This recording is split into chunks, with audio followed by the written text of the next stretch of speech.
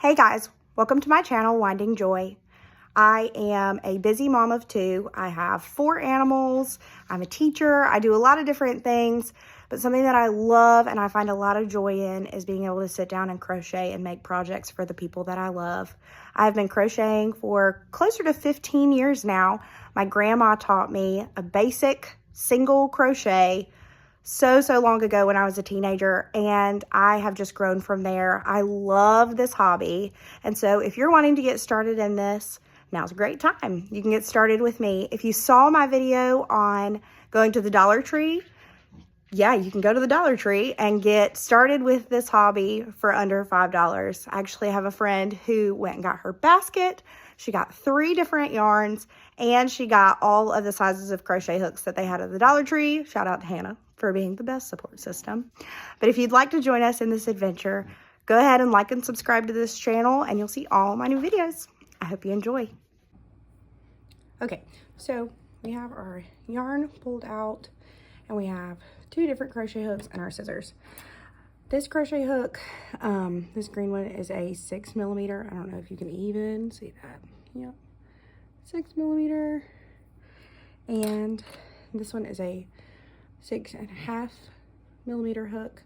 You can see there's really not a huge difference just looking at them right offhand. This one is a little bit bigger. You can really start with either. I'm gonna start with the 6.5 just because it is a very different color than my yarn. So it'll be easier to tell what we're doing. So all we're gonna do today is learn how to hold our hook. I'm gonna show you 2 different ways that you could do that. And then we're gonna talk about making a slip knot and our first chain of stitches. So one way that you can hold your crochet hook, this is how I hold mine.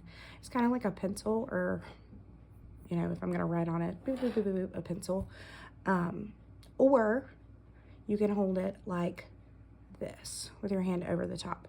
Either way, you're gonna be moving this hand, and I also move my left hand when I crochet.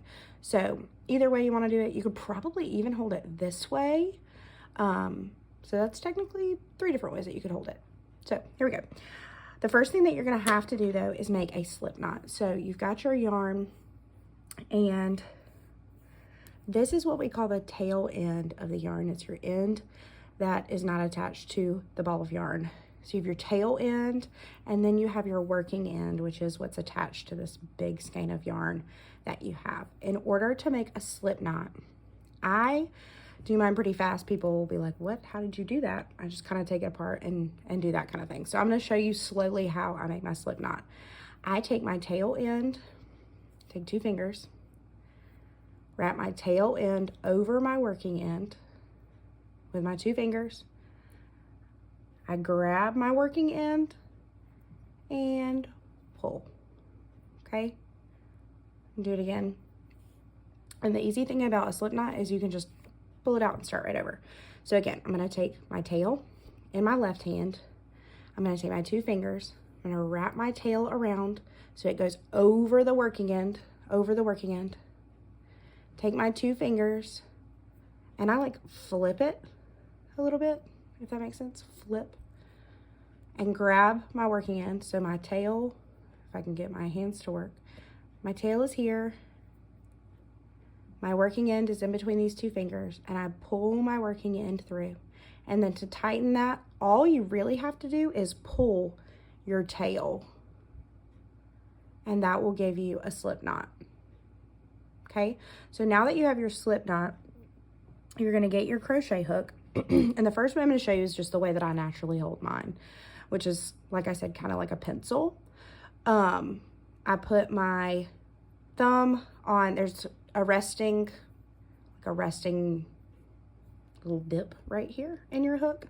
I put my thumb on that, and then I put my pressure between my middle finger and my thumb, and I'm just going to rest my pointer finger on it. So what I do is take my slip knot, and I insert my hook in, but I make sure that I have my tail closest to me. So right now I've got it backwards. Okay, so I'm gonna take it off, and I'm just gonna flip it around, right? So I have my tail closest to me, And then I have my working yarn close to my yarn. I normally keep my yarn kind of on my left side anyway, because that's where we're going to pull from.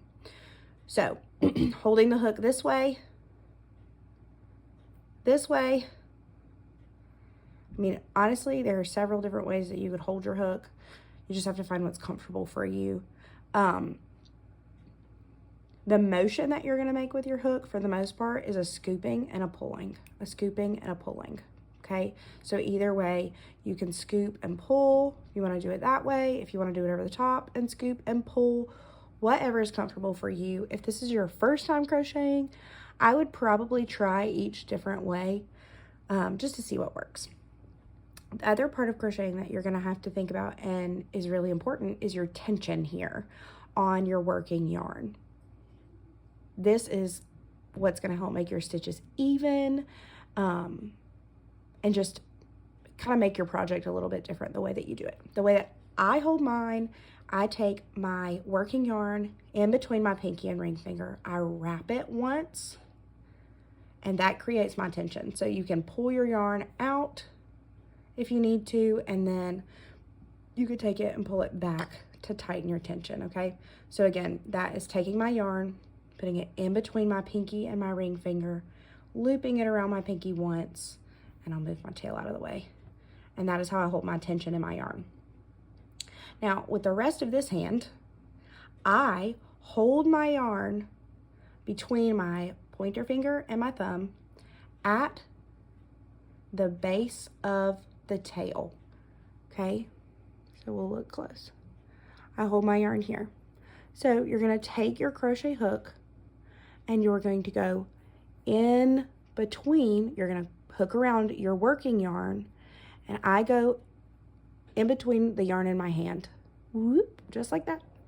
And you're going to use your dominant hand, your hand with your crochet hook, to pull through your loop, okay? I move my thumb and my pointer finger up over my loop. I stick my hook back through between the yarn in my hand. I yarn over and I pull through again. And you keep doing this same exact thing until you reach the desired length of your foundation chain, okay?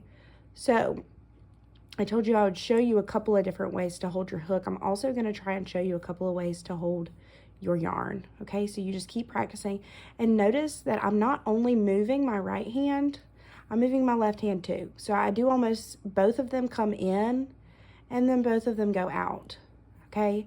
So it's kind of this, almost like a dance between your two hands. All right, so that's a foundation chain of stitches. The great part about crocheting is you can always pull out your work, okay? The way that crochet works is just loops intertwined with one another. So if you get to this point right here and your loops are not even, you see how my loops are pretty even. If you get to this point and your loops are not even, that's because you're still learning. You're still in the process of finding how to hold your hook, how to hold your tension, and where to hold your yarn that you have already made into a foundation chain or at whatever piece in your craft, okay? So that's one way to hold all of your things. Now, I'm going to switch my hand over to the top, and it's going to be the same on my tension hand. I'm going to hold, and you would do the same thing, okay? So you're going to pull through, loop over, pull through, okay? You're going to put your hook, and you should be able to slide your yarn. Push your hook in between your yarn here and your hand, okay? In between, yarn over, and pull through, okay? So that's this way. Now, if you wanted to do, let's see, we did this way, which is what I typically do. We did this way here, and now we're going to do this way, okay? Same thing. You're going to yarn over and pull through your loop. Yarn over, pull through your loop, okay? So here we have 3 different ways to hold your hook, okay? like I said, I always, when I'm doing my tension, I put my yarn between, oh my goodness, put my yarn between my pinky and my ring finger, and I loop it over once, and that's how I hold my tension. I don't hold it tight. It just creates enough tension so that the yarn's not just pulling up from nowhere. Another way that you can hold your yarn for tension, I have seen, is between the little, you see how you have your little divots in your fingers? Between your middle and your ring finger, I've seen this as well, where they just, and it's the same method, okay? You put your hook in between the yarn and your hand, scoop that yarn up and pull through, okay? I have seen that method. It works well for some people. It's easy to pull your yarn through, restart if you need to, pull your yarn through again, okay? Now, I don't particularly like to do my crocheting this way, but I have seen where people will hold their yarn here, loop it over, and then pull. And they're holding their yarn in between their ring finger and their middle finger. And they'll loop it over and pull. This, to me, seems a little bit more like knitting. So maybe that would work for you, okay? So that is 3 ways that you can hold your hook, 3 ways that you can hold your tension in your yarn. We talked about how to do a slip knot. Again, you can whoop the whole thing right out. How to do a slip knot. So again, I take my tail, my 2 fingers, wrap my tail over, grab my tail through, and pull, okay? We learned how to do our slip knot, and all of that put together is going to help you make your first chain. My best piece of advice to you, find the way that works and then get started making a chain.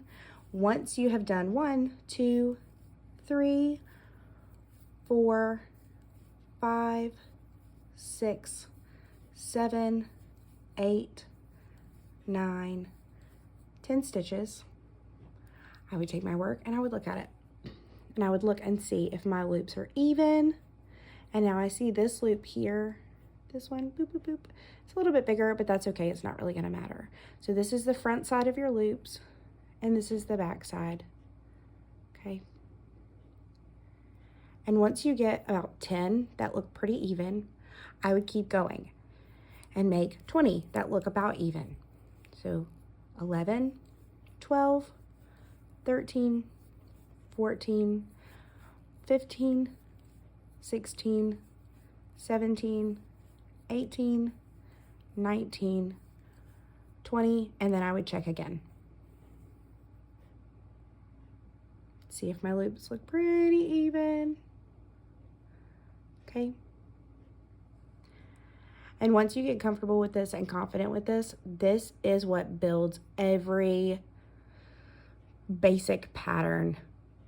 Now we'll talk about magic squares and things like that, or magic circles and things like that.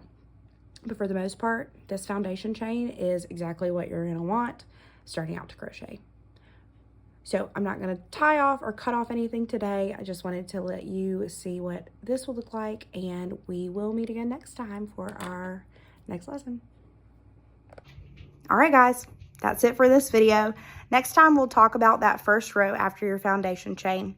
Hopefully you learned something today and are able to practice how to hold your hook, how to hold your tension, and how to get that foundation row started so that you can start a lot of different crochet projects. See you next time.